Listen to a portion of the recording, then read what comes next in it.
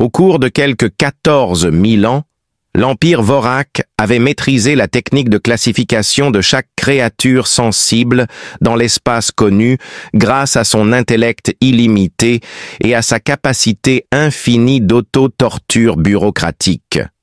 Un monument à la philosophie organisationnelle inspirée par le TOC, leur base de données pourrait révéler le niveau de danger précis, les préférences alimentaires et les habitudes d'accouplement de plus de 47 millions d'espèces uniques. Des algorithmes de prédiction du comportement des nuages de gaz quantiques, conscients des matrices de négociation cristallines de l'esprit collectif, et un manuel étonnamment complet sur la façon de manger avec des plantes carnivores faisaient tous partie de leur arsenal. Ils étaient bien sûr totalement perplexes face aux gens. Compte tenu des capacités du Vorak à scanner des systèmes stellaires entiers, à la recherche de schémas neuronaux organiques, à traiter les pensées collectives d'1 milliard d'esprits simultanément et à identifier les affiliations politiques d'une seule bactérie à 17 années-lumière de distance, cette omission particulière pourrait sembler remarquable. Cependant, pour une raison quelconque, ces chiens de garde galactiques avaient classé les humains comme des anomalies bipèdes, quelque peu inquiétantes, un terme délicieusement nébuleux, et les avaient immédiatement oubliés pendant 3 siècles. Sans l'incident qui est arrivé au coordinateur de recherche Blitz Kellerman lors de son voyage vers la périphérie extérieure, l'erreur aurait pu persister indéfiniment enfouie sous des piles d'apathie bureaucratique et d'échanges de notes interdépartementales. En termes humains, l'expédition était ordinaire. C'est-à-dire qu'elle consistait en un groupe de scientifiques vaguement liés, équipés d'un besoin insatiable de connaissances de ressources insuffisantes et d'une croyance sincère en la bonté fondamentale du cosmos.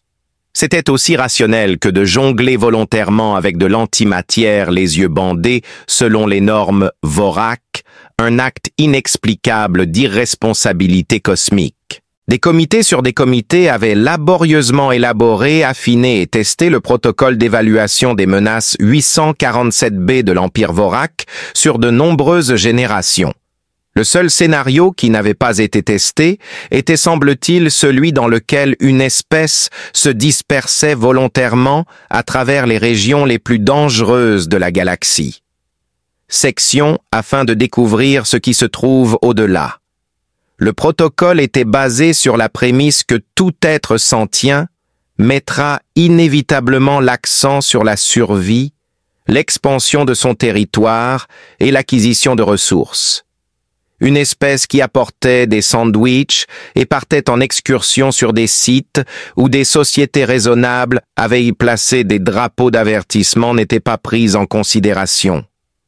Avant même que le problème humain ne traverse son bureau, le haut commandement Vorax Skar Ganache examinait les rapports trimestriels. Ces êtres avaient installé des avant-postes de recherche dans 17 systèmes distincts sans déclencher aucun réseau de défense automatisé, comme l'indiquaient les briefings de renseignement.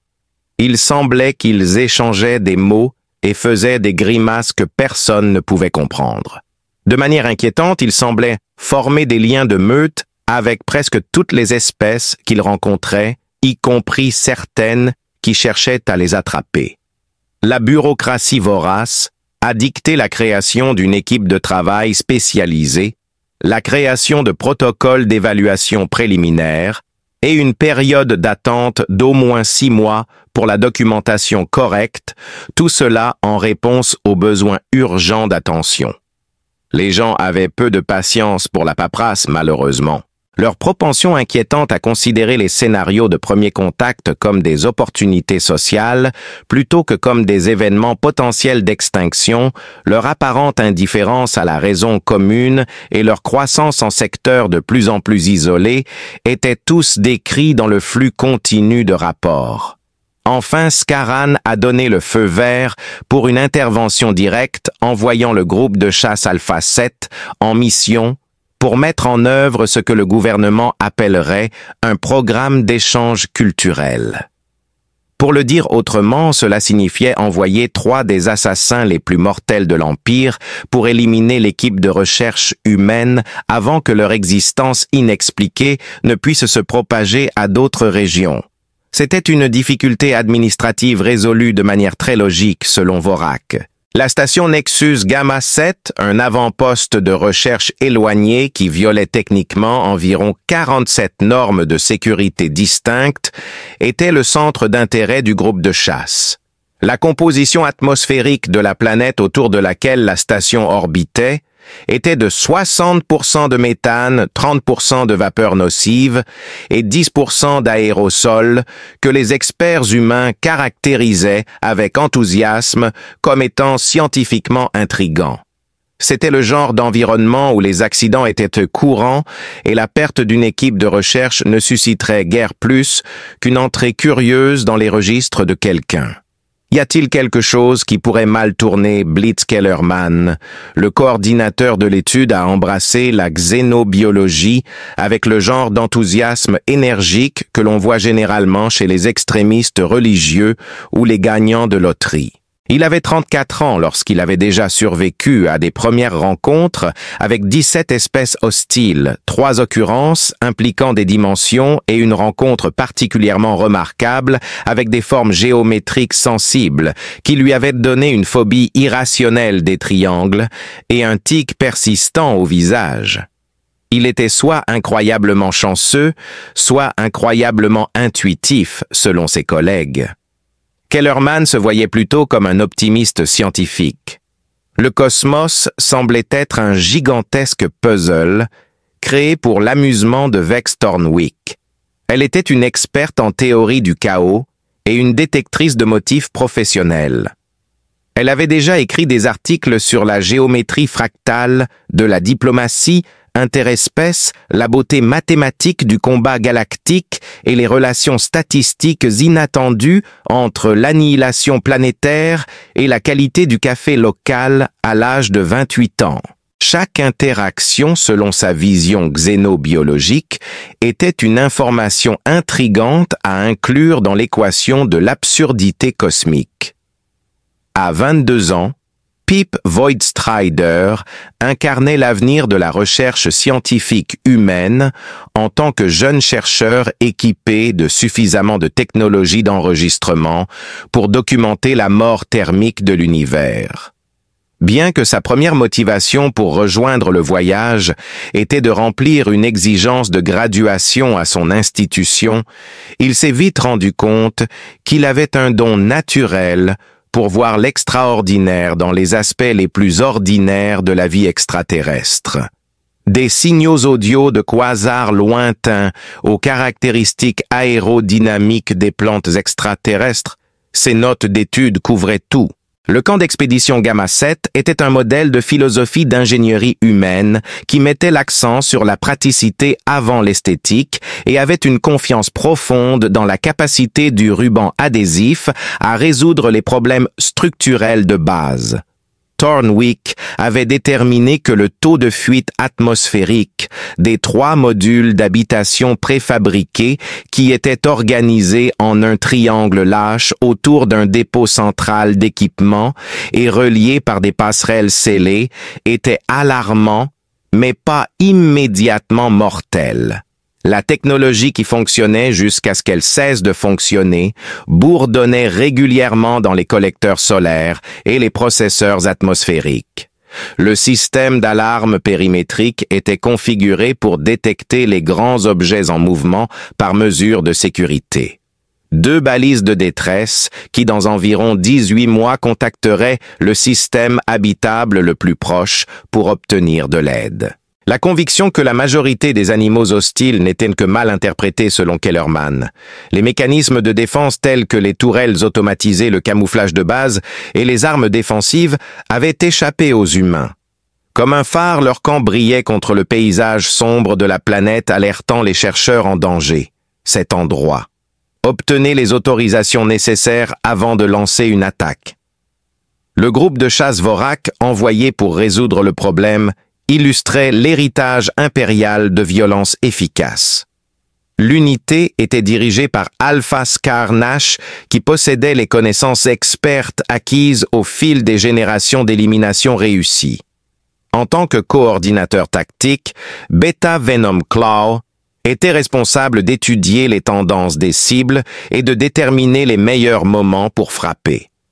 La pragmatique de la terminaison était gérée de manière experte via le rendu osseux gamma. À un âge similaire à celui d'un adolescent humain, le plus petit membre de la meute qui remet tout en question avait la tâche difficile d'apprendre le métier tout en doutant de ses prémices fondamentales. Le jeune Vorak était comme n'importe quel autre adolescent, plein de curiosité naturelle et de maladresse sociale. Une condition préalable à la graduation qui semblait de plus en plus complexe à mesure qu'il observait ses cibles spécifiques, l'extermination appropriée des formes de vie inférieures était quelque chose que la meute l'avait traîné pour terminer. Les principes directeurs de la chasse Vorak étaient la méthode, la précision et la patience, ce qui a conduit certains à considérer le meurtre comme une science. Après des semaines de recherche, ils ont finalement compris comment attaquer leur cible en étudiant ses habitudes et ses faiblesses. En général, c'était comme une version complexe de la recherche biologique qui culminait dans le meurtre méthodique des participants à l'étude. Pendant ce temps, les gens vaquaient à leurs occupations quotidiennes avec l'ignorance béate qui sied à une espèce qui a réussi à rester en vie assez longtemps pour perfectionner les voyages spatiaux tout en exhibant des instincts de survie plus proches de ceux de plantes d'intérieur exceptionnellement stupides. Ils faisaient leurs études, mangeaient ensemble et entretenaient une amitié décontractée que le Vorak Pack trouvait gênante pour des raisons qu'il ne pouvait pas tout à fait identifier.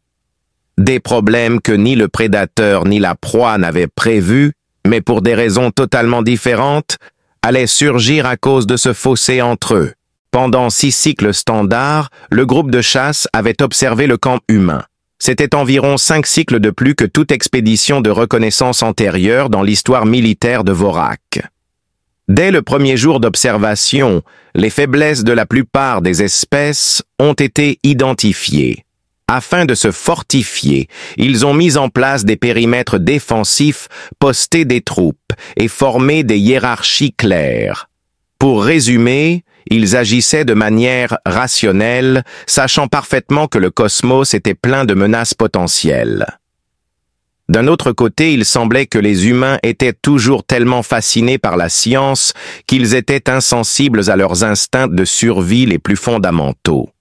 Chaque matin, ils jaillissaient de leur module d'habitation avec le même enthousiasme contagieux que des visiteurs de musées admirant une exposition incontournable. Avec une concentration laser habituellement associée à des activités qui ne se déroulent pas sur des mondes où l'air peut désintégrer la chair exposée, ils enregistraient méticuleusement leurs découvertes, collectaient des échantillons et menaient des expériences.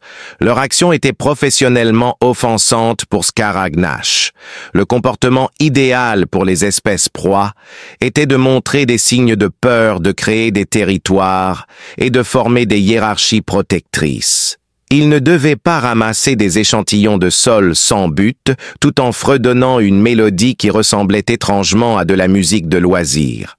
Les humains, lors de l'expédition de recherche, se comportaient comme s'ils étaient en longues vacances, mangeant à des heures fixes, participant à certaines activités récréatives et semblant même partager des histoires hilarantes chaque jour. Au début, le Venom Claw pensait que les humains utilisaient des tactiques psychologiques astucieuses pour cacher leur véritable force défensive en donnant l'impression d'être vulnérables. Aucun signe d'armes dissimulées, d'équipements de surveillance sophistiqués ou même de conscience rudimentaire des menaces n'avait été détecté après 3 jours d'observation méticuleuse. Il semblait que les gens étaient précisément ce qu'ils prétendaient être, un groupe de chercheurs passionnés qui s'étaient persuadés que le désir d'en apprendre davantage sur le monde était un substitut suffisant à la nécessité de rester en vie. parce que l'analyse tactique de Bonerender allait rarement au-delà de trouver la cible, éliminer la cible. Il devenait de plus en plus irrité par la période d'observation prolongée. Même s'il comprenait l'importance de la reconnaissance, sa patience avait atteint ses limites après 6 jours à observer les mêmes 3 humains accomplir les mêmes rituels sociaux inexplicables tout en collectant les mêmes types d'échantillons. Sa participation au briefing de mission s'était détériorée en questions répétitives sur pourquoi ils n'avaient pas été éliminés plus tôt. Run, qui doute de tout, jouait un rôle complètement différent. Au début, le jeune Vorak avait adopté une attitude naturellement enthousiaste envers la mission, voulant montrer ses prouesses de chasseur et consolider sa position dans la meute. Les cibles avaient été étudiées avec un détail inattendu pendant la période d'observation prolongée et ces questions concernant leur élimination éventuelle devenaient de plus en plus nombreuses à mesure qu'ils continuaient à surveiller. Il n'y avait aucune étiquette d'espèce dans les bases de données de Vorak qui correspondait au schéma de comportement humain. Sans instaurer de hiérarchie de dominance, ils ont mis leurs ressources en commun. Malgré leur manque apparent d'intérêt pour avoir des enfants, ils montraient une véritable préoccupation pour le bien-être de chacun. La chose la plus déconcertante était qu'ils semblaient prendre un réel plaisir dans leurs recherches, considérant l'acquisition de nouvelles connaissances comme valable en soi, plutôt que seulement comme un avantage tactique. Runt, l'éternel sceptique, vit quelque chose le 4e jour d'observation qui le fit repenser ses opinions sur les relations interespèces. Thornwick semblait avoir des difficultés respiratoires probablement dues à l'exposition à l'air, lorsque la personne désignée comme Kellerman l'a trouvé. Kellerman est resté à ses côtés jusqu'à ce que les symptômes diminuent, refusant de profiter de sa faiblesse pour établir sa suprématie ou fuir pour sa propre protection. Aucune signification tactique n'était véhiculée par la conduite. Kellerman a montré un niveau de loyauté intense, typiquement observé dans les unités familiales, génétiquement liées, a pris un risque supplémentaire en s'exposant à une possible contamination atmosphérique et ne semblait rien gagner de ses activités. Cet événement a introduit une notion qui était inexistante dans les connaissances culturelles des Vorak, l'idée que les gens maintiennent des liens sociaux pour des raisons autres que l'utilité de survie. Au cours de la période de reconnaissance, des observations similaires s'étaient accumulées. Les gens partageaient souvent des ressources, ce qui réduisait l'avantage individuel pour le bien commun. Apparemment prenant un plaisir artistique dans les formes aériennes et les caractéristiques géologiques, ils manifestaient des réactions émotionnelles face à des événements naturels inoffensifs. Leur conversation linguistique était complexe et comportait des éléments récréatifs qui semblaient n'avoir aucune utilité pratique apparente, mais ils parvenaient néanmoins à communiquer. Scar Nash avait finalement donné son accord pour la chirurgie de terminaison en raison d'une combinaison de pression professionnelle et de son insatisfaction croissante face à l'exposition prolongée de sa meute à des schémas comportementaux déconcertants. Pendant ce qui semblait être un rituel social quotidien, les humains se rassemblaient dans le module d'habitation centrale pour leur repas du soir, puis ils étaient exterminés. L'assaut serait rapide, précis et exécuté conformément à des procédures éprouvées qui avaient fonctionné contre d'innombrables autres espèces. À l'exception de l'idée que l'univers pourrait être drôle, le plan était méticuleux et sans faille. Au crépuscule du 7e jour, le temps de Gamma 7 s'était stabilisé au point d'être pratiquement habitable. Inclus étaient des niveaux de radiation de fond qui pourraient provoquer une réaction de contrebalayage et des quantités infimes d'acide sulfurique en supposant la conception de l'habitabilité de chacun, réunis pour leur routine nocturne de consommation de suppléments nutritionnels transformés et ce qui semblait être des bavardages légers, les humains s'étaient réunis pour leur repas du soir habituel. Après 6 jours d'observation, Scar Ganache positionna sa meute conformément à leur stratégie tactique modifiée. Le dépôt d'équipement servirait de couverture pour l'avancée initiale de Venom Claw alors qu'il approchait par le corridor d'accès nord. En établissant une position de flanc Bone Render, prendrait l'approche sud et se déplacerait via la zone de traitement des minéraux. Depuis la crête orientale, Run, qui doute de tout, surveillerait, fournissant un soutien de secours et complétant le schéma d'encerclement. L'Alpha s'approcherait par l'ouest, dissimulant son mouvement jusqu'à la phase finale de l'assaut grâce à la géographie naturelle de la planète. Après que tout le monde se soit positionné, il donnerait le signal pour une attaque coordonnée, tuant les 3 humains avant qu'ils ne puissent réagir défensivement. En un clin d'œil, la procédure serait terminée et il n'en resterait aucune trace au-delà de la fréquence habituelle des pannes d'équipement dans les avant-postes de la recherche scientifique. Les habitants à l'intérieur du module d'habitation principal ignoraient que leur soirée allait se terminer de manière dramatique. Pour Kellerman, l'expédition culinaire de ce soir consistait à assembler un assortiment disparate de conserves en un plat qui présentait une certaine cohérence. Thornwick a fourni des informations quantitatives sur l'équilibre idéal entre les compléments alimentaires et les exhausteurs de goût. Avec son zèle habituel pour documenter les détails insignifiants, Void Strider a enregistré chaque étape du processus. Comme d'habitude, la discussion avait changé de vitesse, passant des observations banales sur le lieu de travail à des conjectures philosophiques élevées concernant l'essence de la vie dans des environnements dangereux. La conscience, selon la thèse de Kellerman, est une sorte de défi organisé contre l'entropie globale.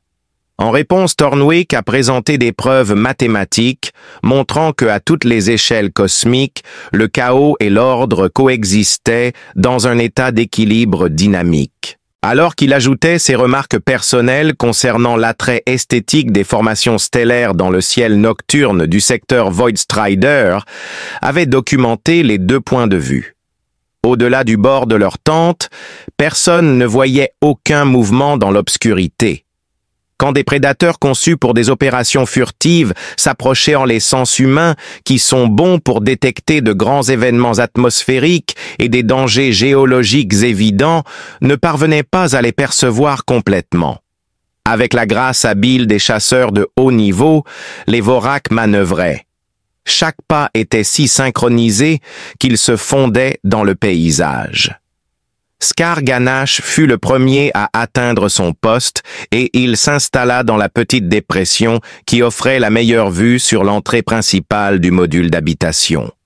Alors que les membres de sa meute terminaient leur chemin d'approche, leur position pouvait être vue sur son écran tactique. Grâce à son camouflage biologique, Venom Claw était pratiquement invisible contre la protubérance rocheuse lorsqu'il avait atteint la position nord.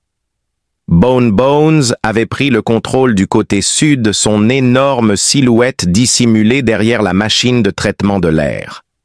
Son retard commençait à impacter le calendrier de la mission, et il n'avait posé que 2 questions. Tout restait hors de position. Il y a quelques minutes, le jeune Vorfak aurait dû atteindre la crête orientale, mais son signal restait statique à environ 50 mètres de l'endroit où il était censé être en poste. Scar Nash alluma son système de communication sans fil.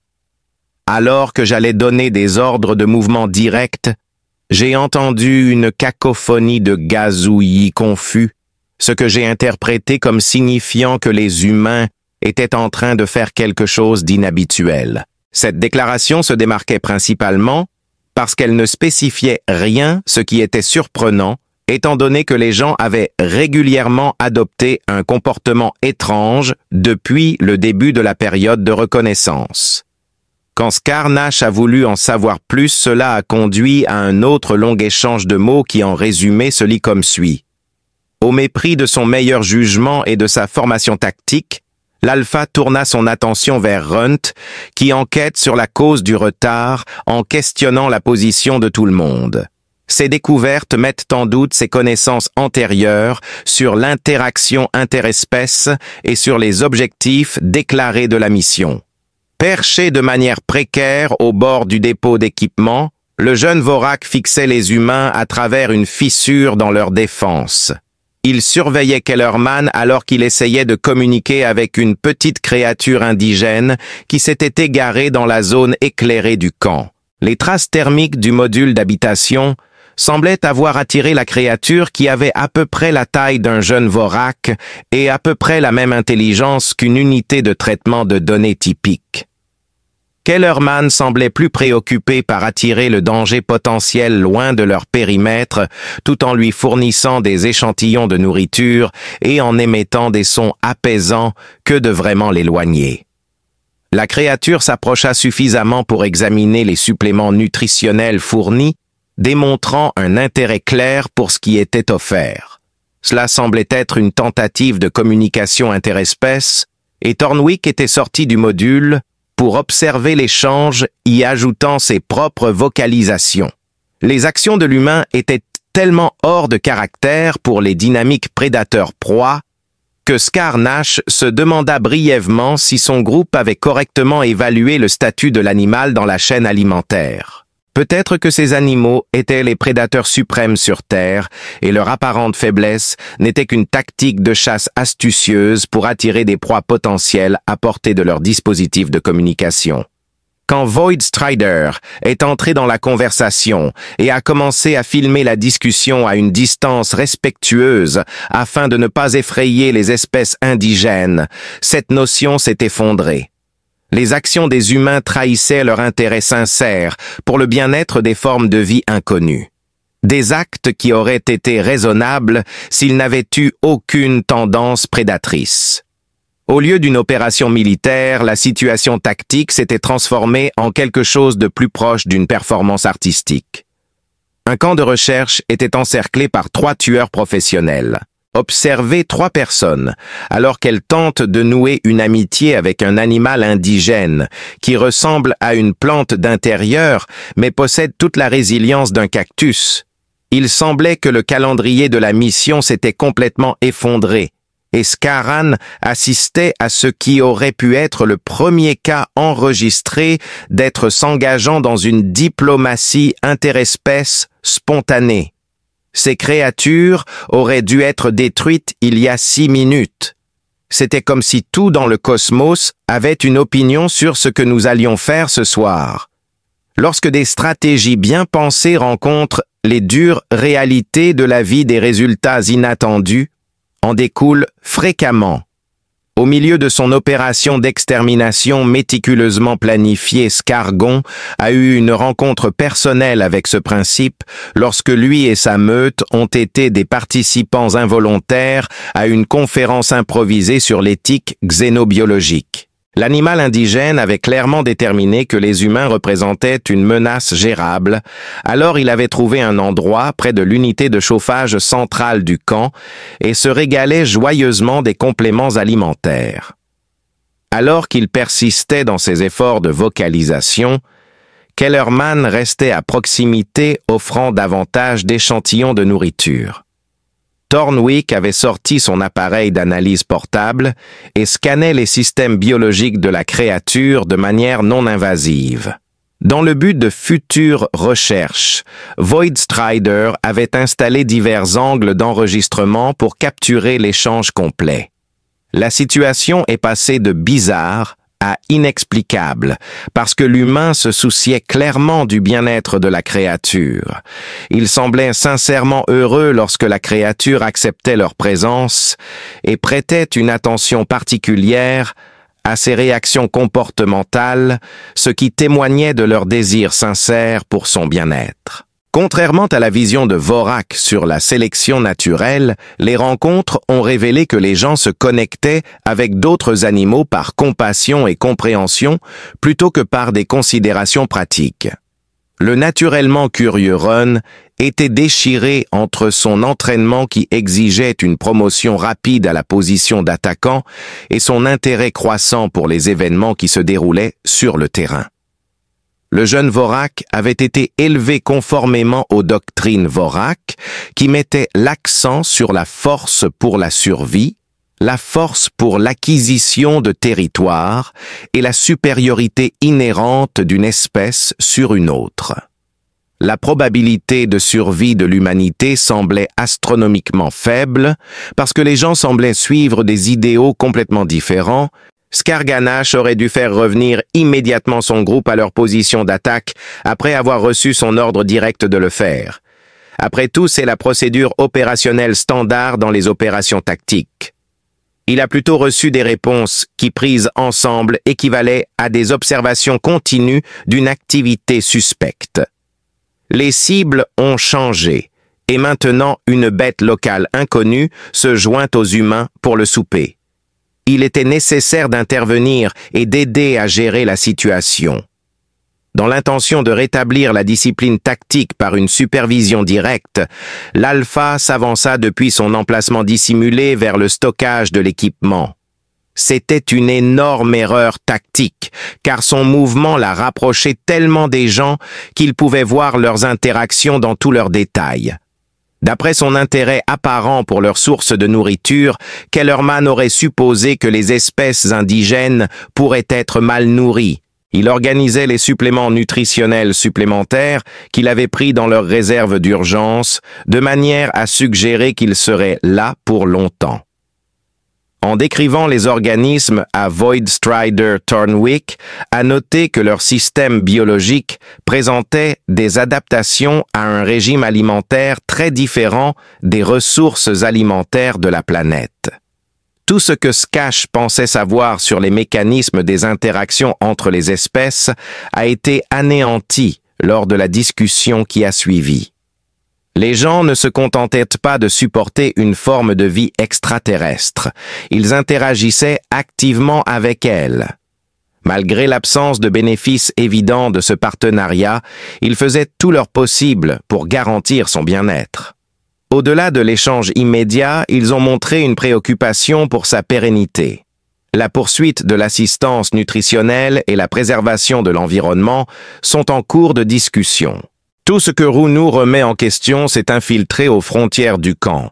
Malgré sa formation militaire approfondie, il était attiré par une curiosité insatiable. Alors qu'il se dirigeait vers le bord de la zone éclairée, le jeune Vorax aurait dû inciter les humains à prendre des mesures de protection et les avertir d'un danger imminent. Plutôt que d'être alarmé, Kellerman semblait sincèrement intrigué par le mouvement et se tourna pour faire face au Vorak. La réaction instantanée de l'être allait à l'encontre de toutes les prédictions comportementales faites dans les bases de données tactiques de Vorak. Kellerman, apparemment curieux, s'approcha de la limite sans reculer, prendre des positions défensives ou signaler pour obtenir de l'aide. Ce qui a suivi fut une série d'événements caractérisés par le genre de désordre inévitable qui transforme des opérations bien planifiées en leçons sur la loi des conséquences imprévues. Kellerman semblait considérer l'arrivée du mystérieux prédateur extraterrestre plus comme une opportunité d'étude scientifique que comme une question de danger immédiat, alors qu'il parlait au Vorak, qui était partiellement caché d'une voix qui semblait accueillante. Il courait, remettait tout en question, et devait prendre une décision pour laquelle sa formation ne l'avait pas préparé. Sa position lui donnait l'avantage dont il avait besoin pour assassiner l'humain qui approchait avant qu'il ne puisse informer ses camarades conformément à la doctrine tactique. J'étais personnellement intrigué par l'idée que la méthode de Kellerman offrait une chance unique d'examiner de près les schémas de comportement humain. Alors que Kellerman se rapprochait à portée radio, le jeune Vorak a mis sa curiosité avant le protocole et est resté immobile. Les actions de l'humain continuaient d'être inattendues, comme s'il utilisait l'attitude passive du Vorax envers lui, comme un signe qu'il pouvait s'approcher de lui de plus près. Traitant l'interaction plus comme un contact diplomatique que comme un affrontement prédateur-proie, Kellerman gardait ses distances tout en émettant ce qui semblait être des sons apaisants. Les événements suivants ont été détaillés dans les rapports militaires par Vorak comme un effondrement total des paramètres opérationnels causé par un comportement anormal de la cible. Rund, qui avait auparavant accordé aux espèces indigènes le même niveau d'attention méticuleuse que Kellerman avait montré à la créature, prit un paquet de pilules nutritionnelles qu'il avait retirées de son équipement et les lui tendit. Le bébé Vorak ne fit que fixer la nourriture offerte confus par l'idée d'un prédateur partageant volontairement des ressources avec sa proie. Cette action était tellement hors de l'ordinaire pour la communication interespèce. Alors que deux visions du monde divergentes cherchaient à l'harmonie par le biais de compléments alimentaires de qualité inférieure, la scène se déroula dans une longue période de silence. Observant la rencontre de Kellerman, Thornwick et Voidstrider, s'approchèrent avec leurs ailes scientifiques habituelles, semblant ignorer la présence d'une espèce extraterrestre comme une raison d'activer les procédures d'urgence, et la considérant plutôt comme le couronnement de leur parcours de recherche. Leur réaction était tellement contraire à ce que Scar Nash avait anticipé qu'il commença à se demander si les humains avaient encore des instincts de survie naturelle. Il n'était plus possible de mener à bien la tâche conformément à la procédure standard, car la situation tactique s'était détériorée au-delà de toute réparation. À ce moment-là, 3 de ses membres de meute avaient été exposés. La mission avait dégénéré en ce qui ressemblait plus à une réunion sociale qu'à un engagement militaire, une fois que les objectifs avaient pris contact avec les forces opposées. Scar Nash en est arrivé à la conclusion que le cosmos a un sens de l'humour vraiment tordu. Comme beaucoup de révolutions avant elle, celle-ci a commencé par un acte de compassion que personne n'a vu comme monumental jusqu'à bien plus tard.